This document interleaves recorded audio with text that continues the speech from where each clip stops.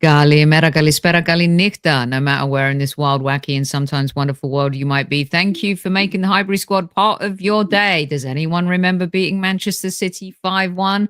Does anyone remember the euphoria of that night? No, because the January transfer window closed and the Arsenal didn't sign anyone. I lost my thumbnail for the show, and luckily I found this one in my files. Let's rock and roll.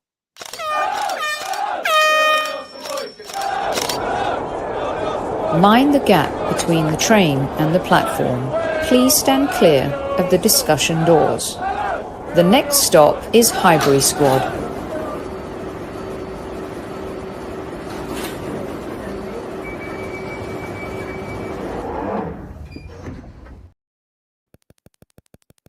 Evening, everyone. Welcome back to Squad Central. If you missed the show with Super Clive Palmer last night, please go check it out.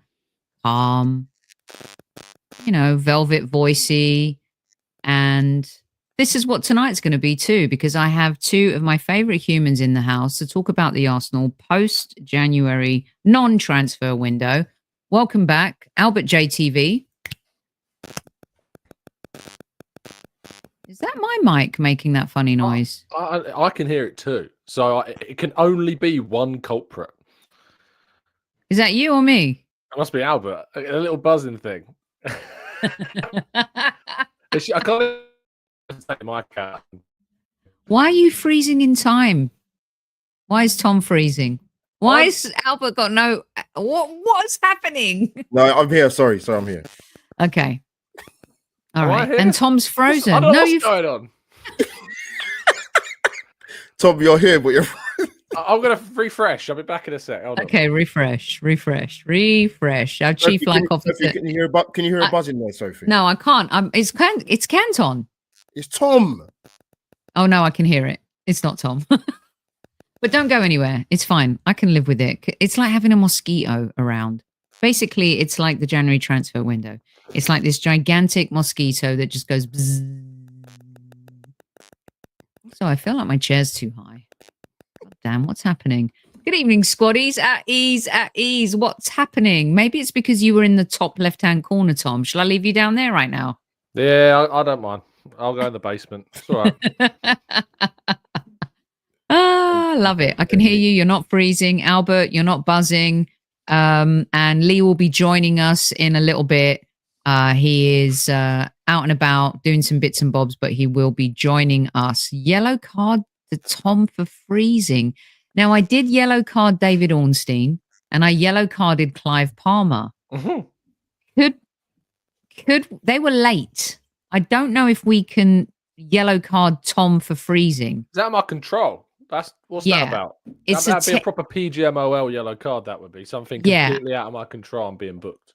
It would be totally, part of what we've been complaining about this season. So I'm not going to yellow card Tom for that because it's a tech issue, not a late issue. Very different. And Mikel Arteta, I think, would agree with me because that would be part of his non-negotiables. Newman, I've got something for you later. You better hang around. No, don't give it to him. No, I'm telling you right now, there's a big announcement to come because I found a video because today is a very special day, by the way. My volume's gone now. Is it, Albert, can you hear Sophie? Yes, I can hear you can. Okay, it's me. I don't know what on earth has happened tonight. This is ridiculous. Tom, I don't think you should have moved home. I think you should stay where you was. I love that I say that I can't hear what's being said, and Albert goes and starts speaking as if I can hear it. I have no idea. I'll back out. I'll come back again. We'll see. I don't know what's going on. This is a joke. It's because he said no, don't give it to him. Because I think Tom still thinks that Newman didn't get the coin, right? And by the way, we are going to talk football. 5 minutes in, we're getting our shit together. But today is Super Kev's birthday. So wanted to give a massive shout out, of course, to my podcast brother from another mother. It would have been 55 today. Please don't forget that you can go to the Kevin Campbell Foundation, donate. It is for a good cause. All of the great things Kev does for kids in the Everton, Nottingham Forest, Arsenal communities and abroad as well. And you know what, Albert? I found a video. Okay. Oh, And it's very important, this video. It's kind of like when someone gets sent to prison and then there's new evidence that is found and they rescind the sentence, right? So Super Tom Canton was never pro Newman receiving the Highbury Squad coin. okay. And as I was looking for photos today to acknowledge Kev's birthday, I came across a video. And and I may play it when Judges pops in because it is. Am I not going to like this, Sophie? Am I really not? No. Okay. I have a video which I was going to send to you and the boys where Super Kev kind of had his comeback and he was thanking you and Harry and Potsy and everyone who, you know, has just been great. But this one was kind of pre all of that. And I think the Scotties would like to hear it. And I think many of them who cast their vote for Newman may change their minds. So hold tight, everyone, as our chief like officer says, because there's big news coming from the Highbury Squad at the end of the show.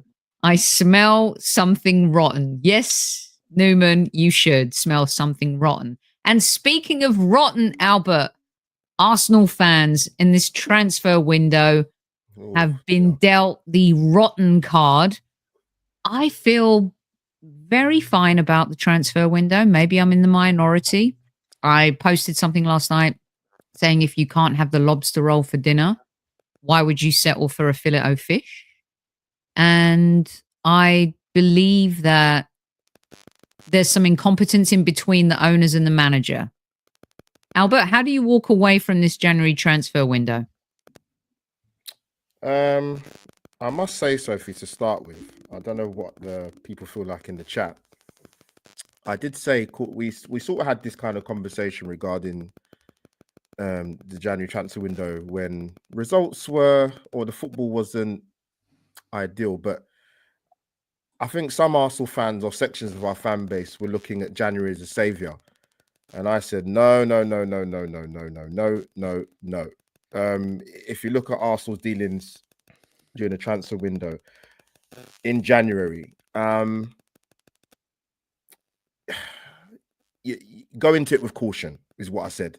I think my exact words were, don't hang your hat on the January transfer window, because I didn't expect to see many coming in.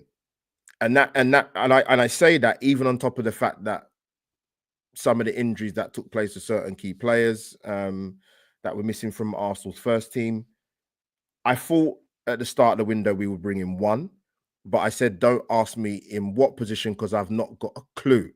And I think for me, there's part of me, I thought they would get in one, but I'm actually not shocked they didn't bring anybody in, because this has happened before, by the way. That season when we was going for top four and I think we brought in the two American guys at the time that weren't gonna, Matt Turner and Austin Trusty, and we was going for top four that season. So I get it in regards to why Arsenal fans are, to put it politely, not happy, depending on who you kind of talk to or not talk to. It's a risk. I think we needed a little bit of help, definitely the top end of the pitch. And I think, I don't know what you guys think, actually, Tom and Sophie in particular, in regards to when they made the bid for Watkins.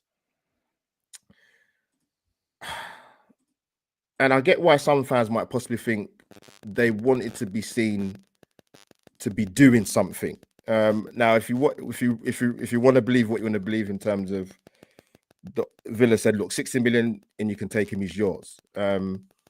I mean, you had Sammy Motbell on the show, obviously, last week, was it now, Sophie? I don't remember Sammy saying that at all on this show. His 60 million. No, he didn't say that. I'm saying in terms of what that's probably come out in the last. I can tell you what it was if you want. Yeah, go on, Tom. It was 40 million euro, 40 million pounds with plus add-ons was the offer. No, I was going to say, Sammy mentioned that the figure was low. He didn't say the 40 yes. million. Let me be very clear. No, I understand. What you're saying is, if you believe what people are saying that it was 60. Yeah. So when they said it, they kind of went in a bit low. I was like, okay, probably went in about the figure that Tom just said, actually. And listen, this might not make Arsenal fans happy, but let's be really, really honest. And I know he's been in the Premier League now a few years now, Ollie Watkins, but 60 million on someone that's 29. I get why Arsenal probably didn't want to pay that. But then you always hear me say, if there's one position for me in the playing side that you are probably going to pay over the odds more than probably any other position in the team, it is a forward. But it didn't happen. So yeah, I expected one person to come in at least. It hasn't happened. And obviously cue the meltdown. Because we needed a bit of help, but unfortunately, we're going to have to wait to now see what we do in the summer. I guess my biggest thing here is, and I'm going to switch it to Tom. I would love for Tom to share with everyone the vibe at the press conference today ahead of a massive match tomorrow that could lead us to a final at Wembley.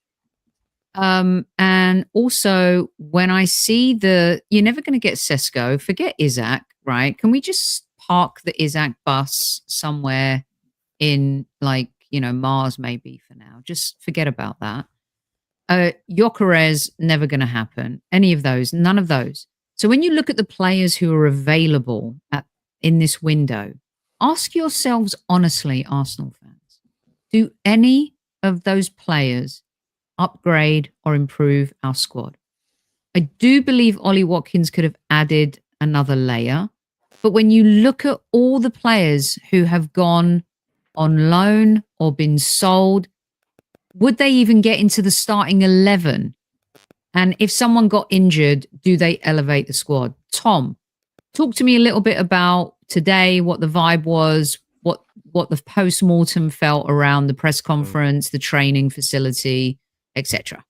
Am I coming through, by the way? Okay, just checking. You are.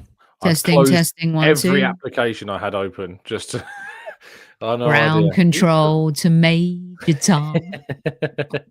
Responding. I think the mood was very. I went in there as I do. Spoke to a few people who obviously work for the club and was kind of asking, and so I think there was also a bit from their side, like what's the vibe on the fan side of things. And I said, I think it's pretty split actually. I think there's a division. I think there's a section of the fan base that are pretty kind of like understanding of what happened.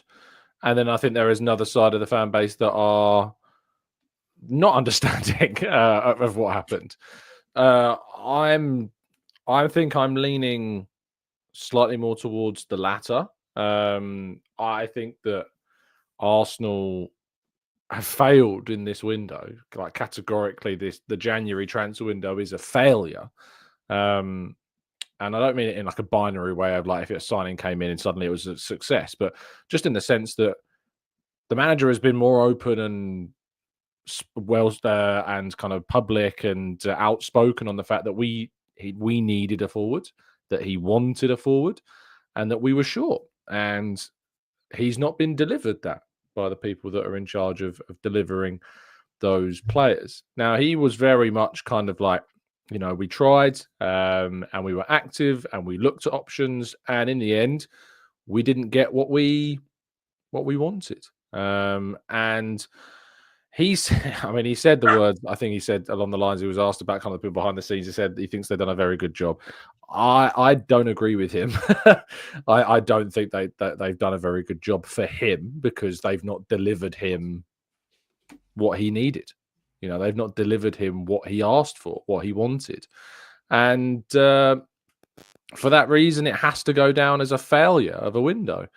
But I agree with you, Sophie. Like, ultimately, the signing that I wanted was a temporary one. I just wanted cover. I needed something to come in so that we weren't a Havertz injury away from disaster, which is what we are. We are a Kai Havertz injury away from disaster, I think. And that could have been a loan for a player like an Alvaro Morata, for instance, which was, as revealed by James McNicholas this morning in The Athletic, that was something that the club considered before he moved to Galatasaray, but they didn't push kind of hard enough to get that done. And thank God. Galatasaray, yeah. Well, we can say thank goodness, but I think he would have been better than nobody for 6 months. Really can't even get into the AC Milan team. Yeah, I know, but I think he would have been better than no one. The least of any Spanish player in that Euros team. Mm. One of the most overrated players I agree. ever. I agree. That's some But good moves, man. I still think that having on a temporary basis a body is the only time you can ever justify the signing of a body, just because of how thin we are. The other options, obviously, on the market, we saw some players move. Santiago Jimenez went to AC Milan. We saw Omar Marmoush go to Manchester City from Frankfurt. I don't think either of those two are signings, obviously, that win the league. Fans also have been suggesting names like Victor Osimhen or Dusan Vlahovic. Neither of those two were accessible or will ever be, I think, accessible to Arsenal, because their wage demands are astronomical, is what the money they're asking. But they would become Arsenal's best paid player at the club by a quite comfortable. Certainly, Osimhen would become Arsenal's best paid player by a country mile, to my understanding of what his wage demands are, which is why he didn't move to Chelsea at the end of the last transfer window. So in the end, Arsenal have decided to hold their money and are going to wait until the summer, and is going to hopefully attack it very aggressively. Let me ask you guys this, and Tom, I just want to stick with you for a sec, and we'll swing it to Albert. Same question. Remember, Tom, we did a show, I don't know if it was in December, called, and I labeled it dry January. This will be a dry January for the Arsenal. And you kind of have been hinting towards maybe us not getting what we would want. David Ornstein came on this show 2 weeks ago and said, I feel like the Undertaker. It was the warning sign. He told us 2 weeks ago on this show that nothing really was going to happen, right? So is it a case of what we talked about when I said that, you know, the guy or the girl sitting at the bar and there's the hottest chick or guy at the bar and it's like, I want them. But sometimes you can't have that person. Are we too picky? Is it a case of Mikel putting his foot down and saying, no, I don't want this player? Is it a case of the interim director of football being incompetent? Is it a case of the owners not manning up with the money? Or is it a case of just AOB, something miscellaneous? What is it? Where do you think this all kind of shakes out? Well, for me, it falls on the people whose job it is to bring in the players, which is Jason Ato, Richard Garlick, James Ellis, I think, James King, sorry. And is Tim Lewis involved in this or no? Tim Lewis obviously is not in terms of kind of signing, like specifically, I think, looking at specific or scouting specific targets, but he has like he has a lot of weight, you know, in terms of decision making at the club, certainly. So I think that the people behind Arteta that are in charge of doing the deals, like Arteta's job at the end of the day is to coach. He's a manager. He's in charge of the team. The existing players they got, he'll have his ideas, he'll have his desires, but it's on those people behind him to actually go and get the players. And we know that the club are willing to spend in this window because they already made an offer for Watkins. That offer was, as we've discussed already, £40 million, in the region of that figure, plus add-ons. They weren't willing to go to 60, not because they don't have the money necessarily, because they didn't feel that Watkins is worth £60 million. And I agree with them. I don't think Watkins is worth. I felt uncomfortable even at 45 million to go for a 29-year-old striker that would block us from signing potentially the ideal option. Ultimately, there is kind of the win now kind of attitude, which I empathize with because I want Arsenal to win now. But the whole win now thing leads you into, you know, positions of making mistakes and jumping on signings when ultimately they're not the right ones.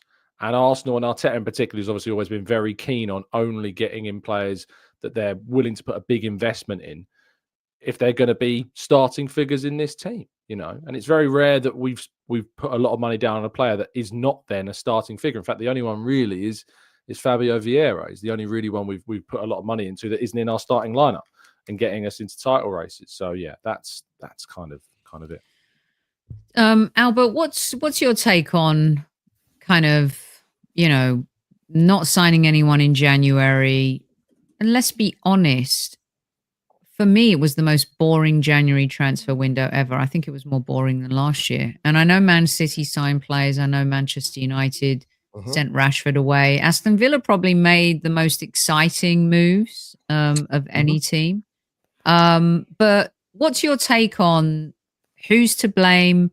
And do you really believe that this changes the next 5 months for our trajectory and what our course kind of would end up being in Champions League, Premier League, etc.? I was going to say, obviously, because Jason Ato's, he's obviously been at the club a while, and obviously this is an interim position, isn't it? And it's not actually been made permanent. So I guess it was kind of his thing with the guys that are there to help him in terms of potentially getting signings over the line. But his 90-day trial. yeah, 90-day trial. Yeah. I just think it kind of touches on what I was saying before.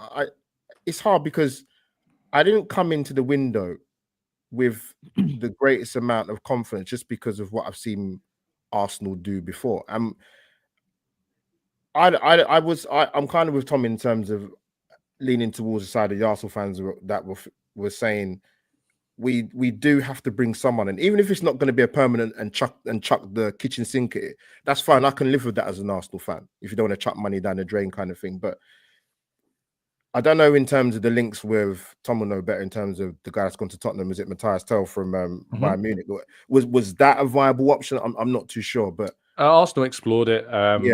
But he got a call from Ange Postecoglou that was very much that changed his mind completely. That his big thing was obviously on playing. He would have probably been like 6th choice forward at Arsenal. Matthias Tell would have been behind Havertz, Trossard, Martinelli, Waneri, and when he comes back, Saka.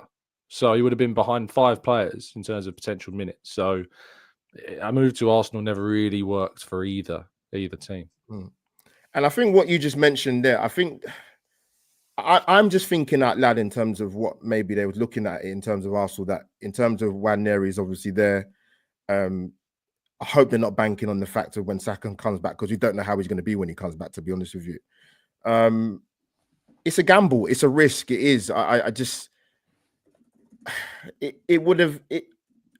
can't believe for 1 minute there wasn't an option that was good enough to bring in to help at Arsenal, and that's and that's not necessarily has to be somebody that's on a permanent.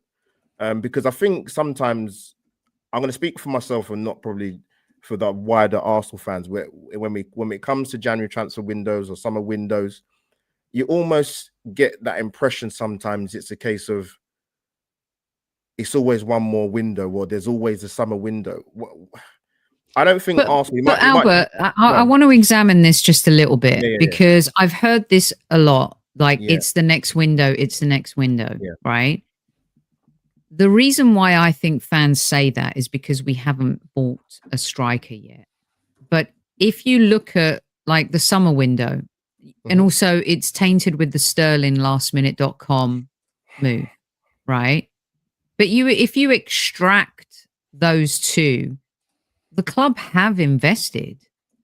Like this notion of the fact that it's the next window, I think sometimes we're tainted with this is why Kai Havertz is so polarizing and why some fans have no patience for him is because he came from Chelsea, right? It was the same thing with Willian, and I'm not saying Willian was a good player or decent for us, so we all know how that ended. Sterling, the same. It's like Chelsea sloppy seconds again. It's the well that we keep going back to and the well that we're not going into versus the club not investing. Would you guys say that's fair or foul?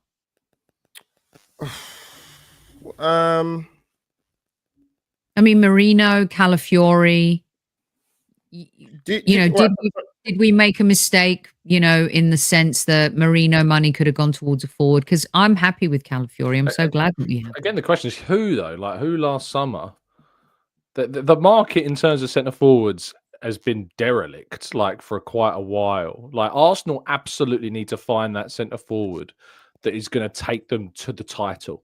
I've been so reluctant to compromise that on that front. And I don't blame Arteta for not compromising on that either, because if we're going to get to that level, if we're going to win the title, which is absolutely what our club should be aiming to do, is we need to make sure that when we sign that player, that they are as sure a bet as we can get, or that they have the potential to be that guy. Like, you know, Salah is Salah now, but he wasn't the Salah we know now when he arrived from Roma at Liverpool. They took a chance, or even at Chelsea, Tom. A lot. Absolutely. They took a chance on the player in Salah at Roma, and as a result, that deal has worked out incredibly well. The same as we took a chance on the likes of Gabriel at Lille, and he's become arguably one of the top 3 centre-halves in the league. So sometimes it's about making sure that you either find that very key figure, or indeed that you find the guy that's going to become that. And I don't think that any of the strikers that have been on the market in either last summer or in this January have been that guy that have been available to us in an asset and available in that moment. I think next summer, you look at Arsenal's freedom in terms of spending that they should have.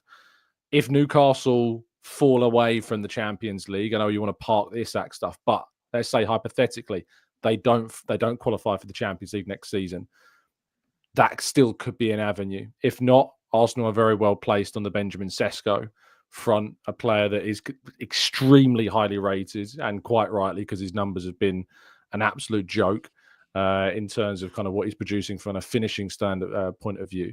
So I'm glad that we didn't sign Watkins during this window, because I think it would have been a real error for the longevity of that position and the success of that position for Arsenal. Albert. Yeah, sorry, just to jump in, I was going to say, I mean, like I said, if we're going by a track record in terms of Arsenal, I'd say more so, I'm talking more so, I know people mention the summer and recruitment, but in terms of January, but do you think the extra frustration for some Arsenal fans, Sophie and Tom, is that, now I don't know, I'm not a financial expert, by the way, you might be able to tell, but I'm not. Us being back in, we used to have so many conversations amongst us as Arsenal fans talking about, what's the saying again? Being in the Europa League, or was it Champions League money, whatever the saying was. And now that we've been back in the Champions League for technically 2 seasons, do you think that's amplified it even more, Tom, in the regards that, okay, cool, if you're not gonna chuck the kitchen sink at a striker or bringing somebody in a wide full position, that why couldn't Arsenal have got that done in January? Is that a plausible thing to say? Can I just say also, think about the players we signed when we were only in the Europa League and how they were perceived at the time in the marketplace. And also the fact that the first year we qualified for the Champions League, we went and broke transfer records as well with Rice and Havertz and Timber and Raya, like both individual and across a season. So it's not a case of like, we qualify for the Champions League, we're happy. No, it's a case we qualify for the Champions League, we then go and spend money on a £100 million player. Yeah. And the thing is that we have made, if you look at the finances over the last however many years, loss after loss after loss after loss after loss. We're making less losses now, and we're moving towards a profit, which is going to be positive. But we've desperately needed to do that, because when you look at those numbers and you look at the financial years after season upon season upon season, making loss after loss after loss, because that's what it costs if you want to get back from where we were, ostracized from European action, European football, being competitive, and back into that competitive setting, you've got to spend. And that's why we have spent. But obviously it's put us into a position where now there are UEFA financial fair play regulations upon us that have stopped us from going really big, like Declan Rice big again. So that's why we have to be careful about who we invest in. Because if we get it wrong, if you spend 60 million on Watkins and he doesn't improve that position any more than what we already have, and he doesn't take you to a title, that doesn't just have impacts for the period of time that Watkins is an Arsenal striker. It has impacts on that position for the future, beyond just Watkins as well. Exactly. 400 of you in live chat, please hit the like button, give it a kiss. Try to go back to the wonderful memory of Sunday beating Manchester City 5-1. I wanted to put Imran's comment up here because I've been accused of defending the owners. And listen, I think it was a mistake not to invest in anything in this window.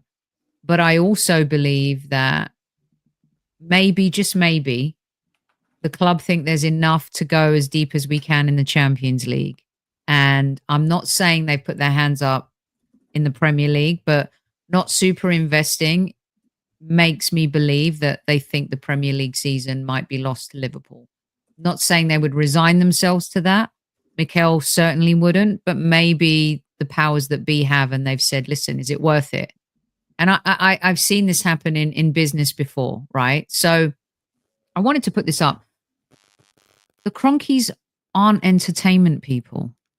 They're business people. Okay. And if you think for a second that they don't understand football, maybe, but they understand sports. And they run sports teams that have won everything. And this is where people will throw in my face, it's in America, so it's not the same as the Arsenal Football Club and da-da-da-da-da. Look at the Glazers and what they've done to Manchester United. Stop and think about that for a second. Tampa Bay Buccaneers owners won the Super Bowl. Cronkies won the Super Bowl with the Rams. Nuggets, Avalanche, they've won it all. Think about the difference. If you think for a second that the Cronkies don't understand sports, you're crazy. Seriously. And you've got to be really careful here, because some people will say, and my good friend Gunnar Russ will say, they're useless, they're the worst owners ever. Really? Are they? Show me the proof. Where is the proof that the Cronkies are the worst owners ever? Show it to me. I don't see it. Because they didn't go spend 100 million on a striker in January doesn't make them the worst owners in the Premier League. They spent 100 million on Declan Rice. Whether that's sustainable, it's come out of their own pocket. They greenlit that. They paid the money to get Thomas. That was the Thomas Partey dipping in their pockets 45 million. Tom will correct me. You know, there's a method to the madness here. Money. Like, you know. That was their money. I mean, I'm not a Cronky homer here, and I'm not defending them because they've made mistakes. Of course they have. Everybody does. But to say and I'm not picking on you, Imran, at all. I'm just trying to make a point. Like, to suggest they don't understand, to me, that's just ridiculous. Over to you guys. I mean, they've taken Arsenal, since 2018. You know, how long was it in 2018 since Arsenal competed for a title? How long had we waited for Arsenal to be in a position where they were competing for the biggest honours in the game? And since that buyout of the club in 2018, the money that's been spent, the decisions that have been made have taken Arsenal back there again. They've broken records in terms of our spending. They've broken records in terms of performance, in terms of goals scored, in terms of wins had, in terms of points tallies. You're looking at what Arsenal have done. And people say, oh, it's embarrassing. Oh, they're not good enough. Oh, they don't care. If they didn't care, we would be doing what we're doing. And not only that, but they're an easy target. They're not perfect. My goodness me, they've made mistakes in the past. You know, absolutely. The Super League being the biggest one of them all, of course.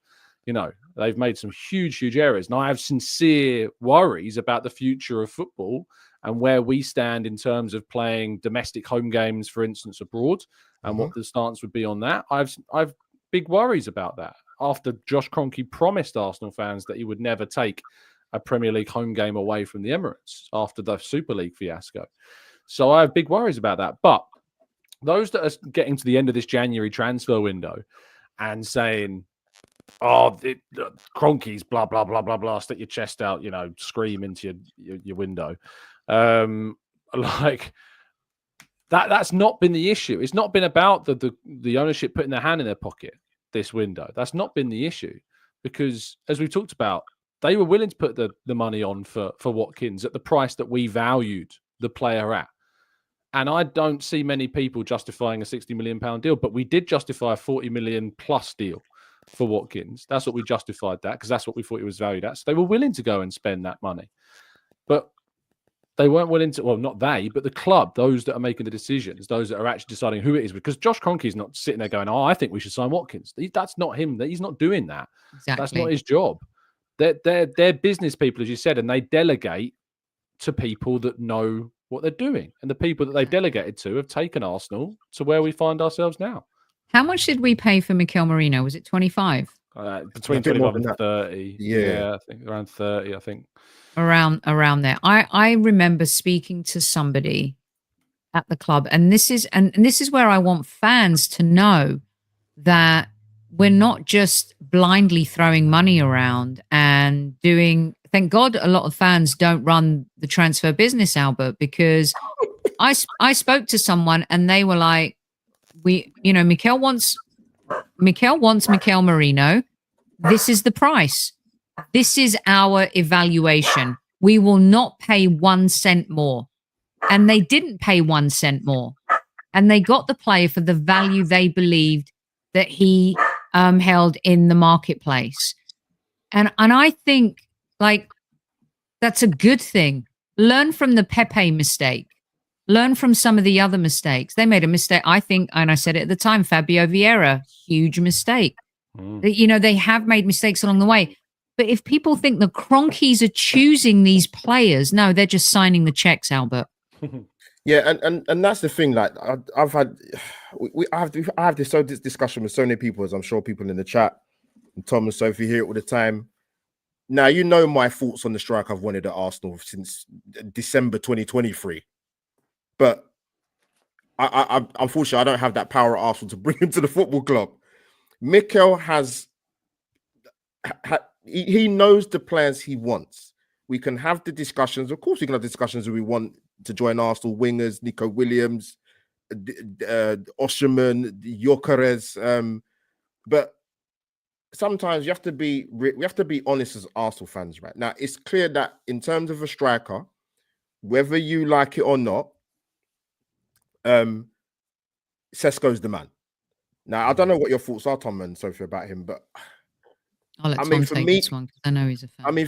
For me, no, I wasn't going to say that. I definitely wasn't going to say that. No, and I would say that I'm more likely to say Osherman because being a fellow Nigerian brother, but that's not. I actually didn't want him at Arsenal, believe it or not. I've had our African Gooners tell us, like, even they say there's something lost with him. There's something that's been lost with him, Albert. Like, people moan about Havertz's finishing. Osimhen's finishing's not much better. Yeah, I've seen you say. Yeah, I've said it. That might shock people. I said I've never been convinced about Osherman personally. That's just my own personal opinion. But Mikel's an idea of the players that he wants to come in. And yeah, back to what I was saying about Sesko. Tom, you know better than I will. What I've seen, I wasn't too overly impressed. I'm going to be honest with you. But however, I've seen attributes. I can see why Arsenal want to get him, because in terms of the profile of striker and the height and something we have not really had at Arsenal for a very, very long time. And I'm not including Havertz because we didn't buy him as a striker, by the way. He's been having to been played there. But sometimes, listen, as fans, they're going to bring in players to the football club that we're like, oh, why have we got him? But listen, if argument's sake, say if we buy Sesko, right? I think we'll see him in an Arsenal shirt personally. Listen, if he comes here, hits the ground running, he may struggle when he comes here. Of course, he might. He's never played in the league before. If you're willing to have that patience for him, if he does come here, if he does, then so be it. But in terms of other players coming to Arsenal, I never get drawn into this conversation. I've said this before here on Highbury Squad, because they'll say to you as fans, who do you want to bring into the club? I'll chuck in some names, for example. Oh, don't be ridiculous, Albert. We're not going to get him. I'm like, okay, let me not give a name then. Oh no, but you got to come up with a name because you just said that.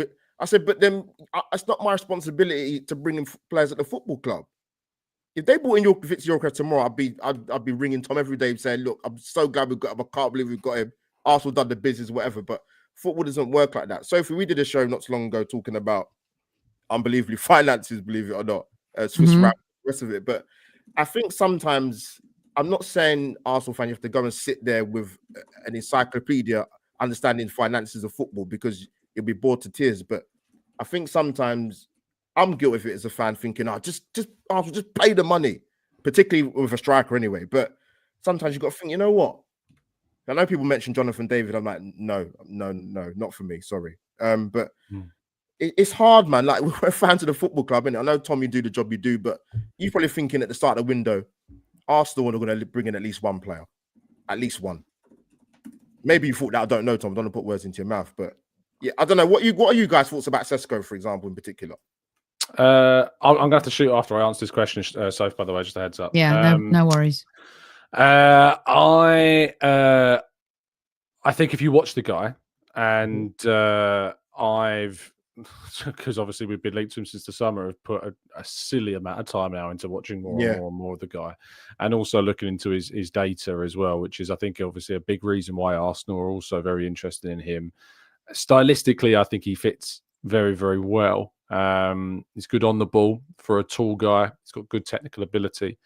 But the main thing that fans want to hear is finishing. We want to hear that this guy can finish. Yeah. We want to hear that this guy can score goals and improve on what we've already got. Well, I mean, you just look at the numbers from him. Last season, non-penalty XG 7.7, non-penalty goals 14.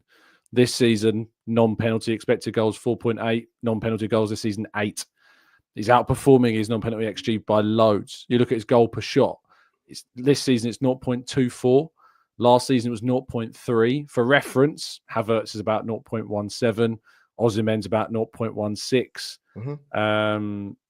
Trying to think of other players as well. You probably would like to hear about Gyökeres, kind of how he compares to him as well. Because like the thing about Gyökeres as well is obviously the thing with Sesko and the comparison that is that you're looking at a player in Sesko that's doing it at 2021 in a much tougher league for not the strongest team in that league, whereas Gyökeres is playing for the best team in Portugal right now in a weaker league against weaker teams. At 5 years his senior as well. Unfortunately, we don't have the non-penalty XG for Gyökeres. I'm hoping we have the goal per shot. We do have the goal per shot. So I told you that Sesko's goal per shot is 0.24 this season. Last season, it was 0.3. Gyökeres this season, 0.19. Last season, 0.21. So he's not managed to match Sesko's goal per shot, despite playing for the best team in Portugal in a respectively less competitive league. So this is the thing, is that I look at that and I think, if we can't sign a elite striker in Isak, if we can't get the guy, for me, you have to go and get the guy that's the most likely to become that guy. Plan B. And I look at the moment at the market, and I look at Sesko as the best option, and that's it. And that for me is the one. And then obviously we've got other areas that we look to strengthen. It's while we've been very critical, of course, of Arsenal this winter. I'll finish on this, Soph, before I jump. Is that we've been very critical about obviously Arsenal and not doing enough in this window, and rightfully so. And then this window is a failure, categorically a failure, because we didn't do anything. But what we are doing is obviously working toward the summer. Arsenal are doing a lot already to secure one of the most exciting defensive midfielders in their prime now, in Martin Zubimendi. That deal is in a very good position for Arsenal, to my understanding. I thought Clive Palmer was going to have an orgasm on the show yesterday. That is something. Could you imagine the brother Clive? Go on, Clive. That no one needs to see at all, ever. No one needs to see that. I apologise to Clive's wife. I'm sorry. I'm sure it's a name. But when it comes to like that, like Arsenal already doing that business, already putting in that plan, already putting in that place. And I will finish on. I get a lot of kind of comments around like PR and stuff. I forever invite anybody. Always onto my show. You do. They're always very cowardly. They always never turn up. And like Neil. Neil should go visit you tomorrow morning at 8 a.m. Neil should pop onto our phone and shit. He won't, but he should. Yeah. They never show up. So for those that are battling back on my behalf in the comment section, leave it. They're not worth the squaddies have your back, Tom.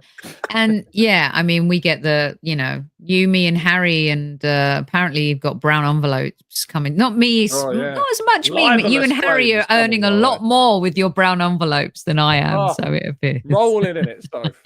Rolling in it. Thank you so much for joining. I know you're busy. Your prediction for tomorrow night before you go? 4-1. Yeah. 4-1? 4-1. Arsenal, yeah. You like? Wow. Very good. You are allowed to go now with that prediction. Well done. At ease, Tom Canton. Pleasure. See you soon, mate.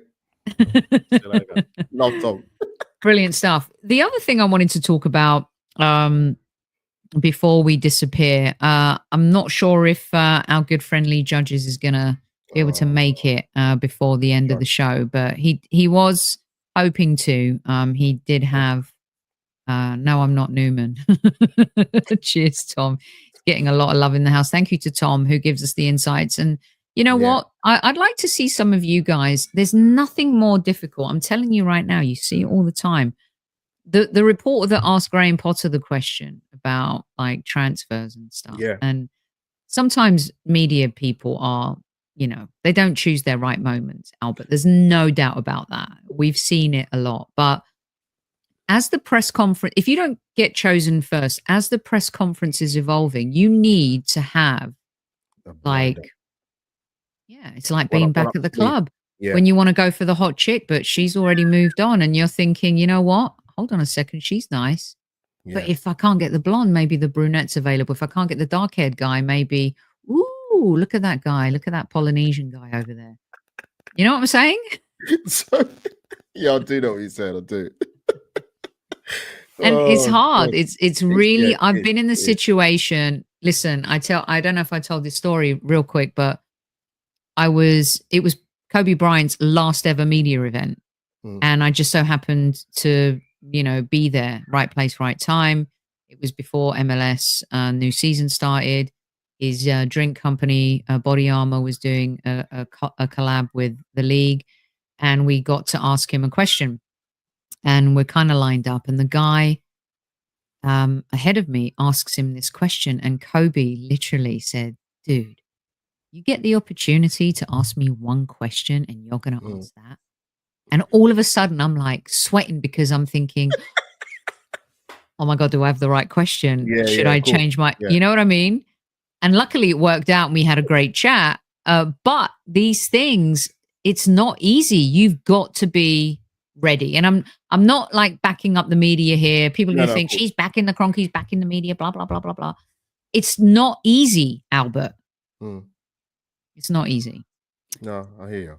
Okay, here's where I want to go next with you real quick. There's 400 plus in live chat. Hit that like button, kiss it, love it. Albert, do you think the emergence of Miles Lewis-Skelly and Nwaneri, maybe Lewis-Skelly by default because of the injuries, has solidified a place in the starting 11? Nwaneri didn't get a look in when Odegaard was injured, but is now showing in big games that he can do it too. Did they change the trajectory at all of this transfer window, do you think? Or is that irrelevant when it comes to the striker position? It's a good question. I kind of mentioned it earlier in the stream. I'm not saying I'm an expert about what goes behind Mikel's thoughts and the Arsenal hierarchy, but I think they looked at it probably in terms of obviously Lewis-Skelly coming through, and not only that, playing brilliantly, by the way. Because obviously, if he come into the team and absolutely bombed, and top of the injuries we've already got, you might look at it and think potentially there might be a transfer strategy to bring someone in a particular position. One area we've all been looking forward to seeing getting more minutes. Sophie, you saw him when he came over to the tour in America. The snippets you've seen, what you've seen so far, he just looks. When some players just look amazing on the ball, just $1 million on the ball, the touch, even the goal against Man City to make it 5-1. You almost knew what was going to happen before it happened. Got the ball from Rice, you knew what was going to happen. Cut in, bang, goal. But I think it is relevant what you're saying, Sophie, the question, because I'm not saying they're banking on Saka coming back before the end of the season, but obviously Odegaard had a long layoff for more than 2 months, I think it was, or 6 to 8 weeks. He come back and he slowly come back. Lewis-Skelly's come in the team, Nwaneri's there. So there's your options. And I think, again, Arsenal fans might not like to hear it, but I think that might have been part of the thinking. Obviously, they felt they needed to get a striker, Sophie, whether that go back to the summer window, Sesko, or the cheeky, I call it cheeky bid for Ollie Watkins. They obviously felt they needed a little bit more firepower, a little bit more in the final third. But the fact that he got linked so late in the window, Sophie, would tell me the question you asked me did have a part to play in it. Yeah, I think that there's some really upset people today. Really, really upset people. And you know what? In a time when things haven't gone the way fans wanted. I've learned so many lessons, I think, as well, about being calmer about situations. I think one of the greatest stories of our season is the emergence of Lewis Skelly and Nwaneri in this first team, and actually Highlanders who may match Saka's talent, Albert. Yeah. You know, we've always wanted the Highlanders to be great like Saka. And it didn't work out that way for Patino, Maitland-Niles, Reece Nelson, even Emil Smith-Rowe, because Saka was just at a different level. A potentially world-class level type of player. And I think he's almost there. I think those words like world-class legend, they're bandied around too loosely for me in modern football. But Nwaneri and Miles Lewis-Skelly excite me the same way Saka did when I first saw him play. And, you know, Nwaneri, there's been talk about him maybe playing as a 9. There's talk about him maybe being, you know, the cover for Saka. And when you look at this team and what we have left for the season, right? Now, all of a sudden, the people that have bitched and moaned better pray that Havertz doesn't get injured. Oh, now you're praying he doesn't get injured after, you know, absolutely ripping him to shreds. You know, Saka may come back, and if he does, timing-wise, you know what I mean? Yeah. Benjamin White, he's been out a long time. But I still think this squad, it may be too late for the Premier League. We don't know. But in the Champions League, if these players can stay fit, we're going to get a 10-day break because we're not in the FA Cup. Those 10 days are like a month vacation for players. Yeah. Albert, that 10 days is everything. And we've seen when this team has a 10-day break and they go on on a summer break in a winter time, that they've come back and they've been absolutely brilliant. So it's not all lost. I understand people are upset, but you know, I don't know how to quantify it, if I'm being honest. I mean, what did you make of the window?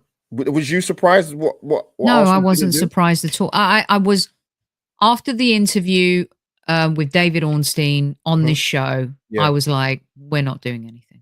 Yeah. I made my peace with it then. And David told them. Yeah. He literally told them. Yeah, he did. I mean, it was going to happen. Look, like I said, Arsenal typically are not big. I mean, even that window when we bought in Trossard, we bought in Jorginho, we bought in Kivior. There might have been one more. That was rare for Arsenal to bring in that amount of players to the window. That rarely happens. It doesn't happen hardly ever, because we had a few seasons ago where we were challenging for top 4 and they bought no one in January, and the Arsenal fans were livid. I wasn't happy. I remember it like it was yesterday. But to your point about Lewis Skelly and Nwaneri, now I made this point before, like, yes, we want Arsenal to go out and spend money and buy the players to come in and make a difference. I think the Rice signing was a big signing for many different reasons. But for me, the biggest reason at the time when I said it was to show that we can compete and get the players that most people want. And I mean top players, by the way, at the time. The Arsenal had to do that. It was important going forward, going through a number of different windows, which I hope is going to come into effect even more so in the summer as well, because there's going to be some of the playing staff at the club now, they're not going to be here next season. So Arsenal will have to kind of rip it up and start again. Definitely within the central areas of the pitch, 100%, in terms of Jorginho and Partey probably not being here and potentially Zubimendi coming in. So, but you have to have players coming through. You have to do it. Most clubs do it. It's not just us, your Chelseas or your Cities. You have to bring some of the youth coming through. Not saying you have to bring in everyone. But it's not going to be the day, Sophie, with the class of 92. You're not going to have 5 coming in. It's not going to happen. But if you can get 1 or 2, and we have got that moment with Lewis Skelly and Ethan Nwaneri, showcase the talent. Even to a point, I think Mikel's like, you know what? I knew these guys were good, and I might have had to protect them a little bit. But you know what? I need to start playing these guys. Yeah. I think he realized it. Yeah. The pennies drop now, I think, for me. Yeah, I agree. Okay, so we're 55 minutes in. I think we're going to leave it there. We were going to talk about the Arsenal women, but I feel like I'm cheating on Demian if we do it. You know what I mean? So we were going to do the Arsenal women's transfer window, which, if we're being honest, they're kind of getting away with it too. It was a little, and nice swanger. I love it, Chloe Kelly. But when you see some of the players who went to Chelsea, maybe the Arsenal women have been getting away with it a little bit, Albert. And Demian did send us a video, but I'm thinking this week we got to nail down our Arsenal women show, and we'll talk about it and give the women the platform they deserve and the space they deserve, because we're not going to squeeze it into the end of a show here. But lots to talk about, Albert. He just came in the chat. I just see Judges in there. Oh, yeah, no, it's all right, Judges. We love you. We're going to take your picture off the thumbnail, though. Maybe. What, Judge? Love you, Judge. Maybe we'll use it anyway. Listen, Lee is always been here to support the show. And we love you, Judges. Don't you worry about it, Gianni. And I was going to play a video, but I might save it because Judges has to be here for this video. Yeah, save it. Save it. I got to save it. Okay, I really do, because it is related to Newman and the Highbury Squad coin. And I'm just saying that, what do they call those? It's like opening the JFK files. Yeah. I'm opening. I'm signing an executive order and releasing some files. So, Albert, let everyone know where they can find you. Of course. So, absolute pleasure. Look at that. Come straight on the screen. Blam! AUMO57 is my Twitter handle, or X. Albert JTV on YouTube. Obviously doing the women's show with Demian. And I will be going to the North London Derby, which is on the 16th of Feb. So far, I'll send you some stuff to put out on the Highbury Squad, of course. Love it. And come and subscribe to Albert JTV, people. We love it. Judges, he's not getting a yellow card, not from me. No, that's not happening. He did say that he was hoping to make it. But I'm telling you right now, I'm going to save it. I know you guys want to hear what it's about, but I can't do it without my Gianni. So we're going to figure out a time for Lee to come back on the show. And let's just say that a recent distribution of a Highbury Squad coin, I'm not saying it's going to be rescinded. I'm just going to say that we've opened up the Highbury Squad coin files, and we may have to dig in a little bit deeper. And it was due to the fact that I was digging for some images and some stuff. I want to leave on saying happy birthday again to my brother.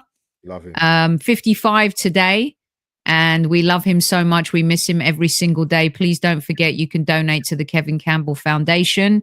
Very important. It keeps Kevin's legacy going, helping all of the young kids out there who's so passionate about his philanthropic work. And we're going to help keep it alive for as long as possible. So please do go donate to the Kevin Campbell Foundation. Well done, Everton Football Club and Arsenal Football Club, for recognizing Super Kev's birthday today. Very proud of that. And I miss these moments so much. So it's happy. I feel like he's always on our shoulders, and it's always with a happiness now. So thank you, everyone who's tuned in. Listen, try and look on the bright side of life. Yeah. I know that it didn't end up the way you wanted this January transfer window. I know it's difficult when you see other teams investing. And, it's not like we haven't invested, but I just want to say, like, from my perspective, I was prepared for it. And maybe the more you prepare for something, the less it hurts. Doesn't make it right. Absolutely doesn't make it right. But stick with the team, stick behind the team. And thank you, Albert, for joining my other brother from another podcast mother. Love you lots. Don't forget to go follow Albert JTV. Hey. Keep the love going. Don't forget to tell your loved ones you love them. And we'll continue to dissect the Gunners on the Highbury Squad. Look out on the YouTube community page for our next show. Love you lots, like champagne shots.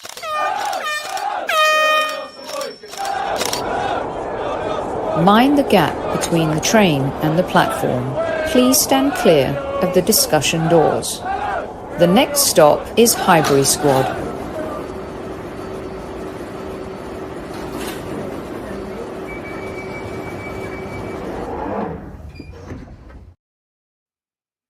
Albert, I didn't get your prediction for tomorrow night. What do you think? Oh God, 3-2 Arsenal. I think we're going to win and we'll make it to Wembley. I'll leave it at that. Love you guys.